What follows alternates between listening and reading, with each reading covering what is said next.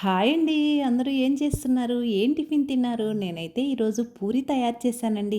Sunday కదా! అందరూ ఇంట్లో ఉంటారు అనే ఉద్దేశంతో ఆయిల్ ఫుడ్డు ఆ రోజు చేస్తానండి.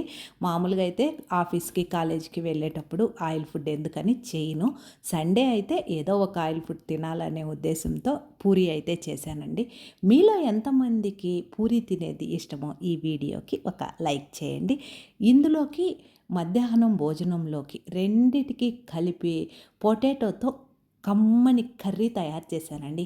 ఆల్రెడీ ఈ కర్రీ తయారీ విధానం మన శారదాస్ ఛానల్లో ఉంది చూడండి. కార్తీక మాసంలో తులసి కోట వద్ద దీపాలు వెలిగిస్తాం కదండీ! ఎందుకు వెలిగిస్తామో పూర్తి వివరాలతో ఆల్రెడీ అమ్మదీవెన ఛానల్‌లో వీడియో అప్‌లోడ్ చేశాను. అవసరం అనుకుంటే చూడండి.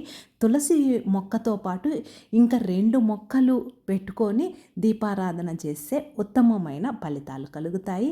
నెల రోజుల కార్తీక మాసం దీపారాధనకు ఒకే ఒక డబ్బా సర్ది పెట్టుకుంటే చక్కగా దీపారాధన చేసుకోవచ్చు.